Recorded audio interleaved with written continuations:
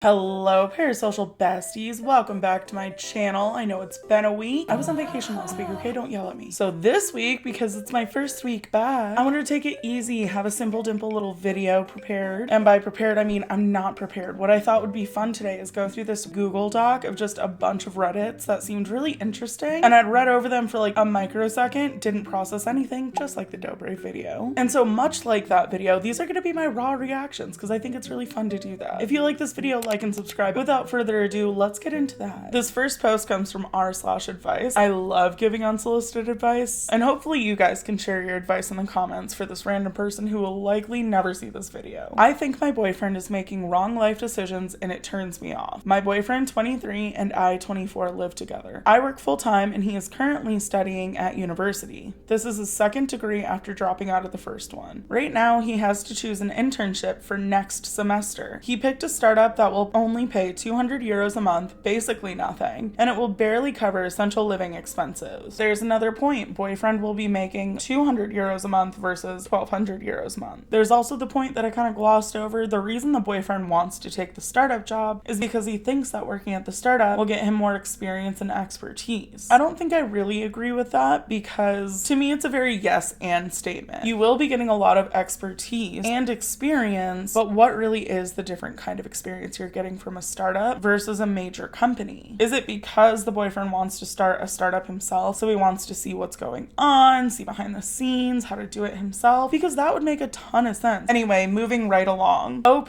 says, I didn't share his opinion, mainly because he's always short on money and owes people. But I thought if that's what he wants, I'll support him. Now it turns out he failed a course he needed to start the internship. Instead of using the time to either work or take a better paying position, he still wants to work at the 200 a month internship essentially for free and possibly do it again later. See, you can tell OP is really unthrilled and trying to be like, no, I know he's bringing in money, but look how little it is. Basically nothing. Essentially for free. Like, she doesn't appreciate what this man is doing, even for his measly 200 a month. He's trying. He's doing something to try and better his future. $200 a month is still $200 a month. It's not a lot, you're so correct, and it's still part of an electric bill. It's still a contribution. It's still groceries. I think that that's my issue is it's like, okay, listen, there are still ways to make it work if your partner is really hedging his bets well. And if you think that there's the potential that this will lead to something bigger, I don't know why you wouldn't be supportive. I kind of feel like she's like, you already f***ed up twice by failing at a college once and now failing the course, which I understand is frustrating because you're trying to be supportive and things keep fucking up. That's upsetting. That's frustrating. Also, it kind of seems like she just doesn't have a lot of faith in him. Who am I to tell her that, oh, she should trust him? Okay, so the last two sentences say, I feel like he doesn't value money enough for someone who doesn't have it, and his lack of critical thinking is turning me off. He says it's his money and I shouldn't be concerned. Okay, well, fuck that. Because when you're in a partnership, I completely disagree with that. The way you spend your money when you're in a partnership absolutely will affect your partner. I don't think that that's a crazy thing to say, so I do understand her hesitation and concern here. It would be so annoying to have somebody who's like, yeah, I owe a bunch of money to people, and even when I failed my test, I didn't really bother to get a job. The partner is making very good points. And also, it just sounds like a mismatch in personalities. I think OP is just a little overwhelmed because there's the potential for $1,200 a month, and the boyfriend's actively choosing $200 a month, so I get it. I think this person, OP, just values a little more hard work and kind of more of a sense of urgency from her partner. The boyfriend sounds a little frustratingly relaxed. If you yourself are like, hey, I really want to pursue this, unfortunately, I'm not going to be able to work because I'm going to be balls deep in studying. Is there a way that we can make this work and you can support me while I go through this? And then once I'm done, I'll be making per year. I understand why resentment would be there, especially if you don't trust that your partner is actually going to pop off after becoming a seasoned startup pro. My advice, break up, find a new partner, let him do what he wants. I don't think it makes him a bad person for wanting to pursue his passion. I just don't think they're good together. Okay, that one was fun. Let's do another. I forgot that I took a screenshot of this one and I literally gasped.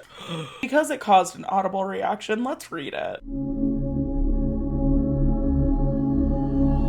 My husband threatened divorce if I stay over with my daughter that just had a baby after her fiance took his own life 2 weeks prior. And now you see why I went, That's awful. Fuck your husband already. My 29-year-old daughter was 8 months pregnant when her fiance, whom had mental issues, passed away after he went out partying with his friends. Ooh, he used a gun and nobody found him until hours later in his grandma's yard. Oh my God. That's so traumatic. I didn't even get through 2 sentences before I'm like, yeah, go hang out with your daughter. When my daughter found out, she was obviously hysterical and in shock. He left her no, and they had argued about him going to this party while she was so pregnant. By the way, she lives with her father who has 4th stage cancer as a caregiver to him. We are on excellent terms and consider each other to be family. Okay, note 1, husband's a piece of shit. And you know what? Honestly, fuck that guy. Daughter is probably very traumatized based on the fact that her partner took his life after they argued and then left no note. The survivor's guilt must go bonanza on this poor woman, who now has a baby to take care of, as well as her dying father. So things are not going well for this poor woman. My daughter went into labor the following Monday after her fiance's funeral, and the baby, although small, was healthy enough to go home after 1 week. Oh, so she had a preemie baby too. They're fighting for their little baby lives. And so is your dad. And then your fiance's fucking dead. As her mom, I feel like she needs me. And my husband has threatened to divorce me if I stay the night there. He said to ask anyone and they would see how ridiculous that would be. Yeah, girl, he's being a total dick. And I would see from the daughter's perspective the massive sense of betrayal that I would feel from my mother. Because it sounds like this is just some shit stepdad anyway. And even if this stupid stepfather is uncomfortable with his wife staying over because he can't possibly bear to part with her for a night, first off, screw you, man. Then don't go on any boy trips ever again. I don't want to hear you say that you need an R&R vacation. You're not allowed to spend a night away from your wife. Again, making a lot of assumptions as to why he would think this. Maybe the wife and daughter go on benders together and he's just trying to protect her. I doubt it, but like whatever, I don't know. Bare minimum, help your stepdaughter to find the support she needs. Obviously she needs her mom, and obviously you're not letting that happen. So at least help her find some way that she can feel safe and secure with her dying dad and her preemie baby and her dead fiance. But my advice to this lady, hang out with your daughter, she needs you, and your husband's a piece of shit, divorce him. I'm doing one more because I want to keep it short and sweet and to the point. Am I wrong for feeling uncomfortable meeting a long distance boyfriend when he still hasn't sent me a photo? No. Catfish 101. Have you never seen Neve Schulman tear into people? I like that case. Can I see that? Sucks to lose something, doesn't it? Maybe this person never had internet access and never had to learn what it was like to be finessed by a picture of, what was his name? Alex Evans? I had a picture of him on my iPod.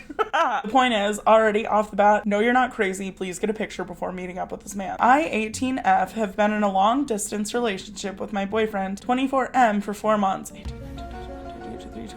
Okay, why do you want to hang out with a teenager? I question the motives of 24-year-olds trying to hang out with teenagers, but that's just me. He knows what I look like. I've sent him photos, but I still don't know what he looks like. We have a meeting planned soon. I've asked him for a photo several times, and he said he will send one, but he always postpones it. His reason is that he feels insecure about his appearance. I've told him I understand, but I still feel weird meeting in person without knowing what he looks like at all. Right, and you could get axe murdered, so don't do that. I met my partner on OkCupid. I knew what he looked like before I met him, and regardless, I still left my grandma's house that day, and she knew what he looked like. I gave her a picture. I was like, hunt this ginger bearded little man down if anything happens. I also still live with my parents, and they know about him, but not about the meeting. Now I'm feeling very conflicted. Part of me feels like maybe I'm being shallow or impatient, but another part of me feels like it's reasonable to want to know what my boyfriend looks like before meeting him, especially because it's a risk for me. Luckily, she told her parents about this grown-ass man trying to slide in her DMs, but no. First off, I don't think you're shallow for wanting your own preference to be met. I used to play that game when I was around 18, and I was like, I don't care what people look like. I'm just into their personalities. And I wasn't doing it as someone who's ace or actually felt that way. I was doing it because I wanted to be superior and be like, I don't see people or bodies, I just see soul and spirit. So like, I get where this poor girl is coming from, and being in that weird headspace where you're like, I don't want to come off as shallow, so I'm just gonna say it doesn't matter. But realistically it does. I'm just saying, I spent 3 years of my life with a guy who I convinced myself I could find him attractive. It's okay. Which is unfair to him too, because that's rude of me to keep him held down for 3 years when I'm not passionately in love with him. So it's not fair for you, and it's not fair for him. So I just say, fuck that guy. If he's not gonna send you a picture because he's too insecure, let him find someone who actually is okay without seeing the person and can fall in love with their personality. Some people truly do not give a fuck what you look like. But no, that's super unsafe. Do not meet up with a strange man, especially if he's not willing to send you a picture. He's gonna bury you in his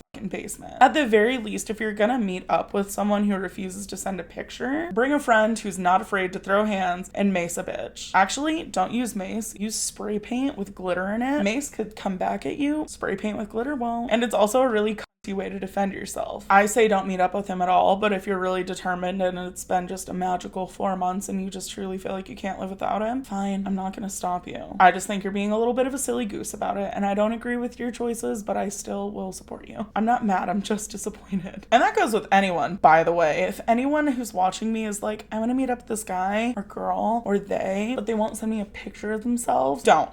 If you even have the inkling to do that, comment it, and then I'll tell you personally, don't do that, or I'm gonna be really disappointed in you. And do you want someone disappointed in you? No, I didn't think so. We need our parasocial besties to be safe, okay? Anywho, I thought that was fun. Thank you guys so much for joining me for these 3 little short stories that I wanted to go through today. I hope we all had the same level of fun that I personally did. I hope everyone stays safe. If we had fun, please like, please subscribe. Thank you. Bye-bye.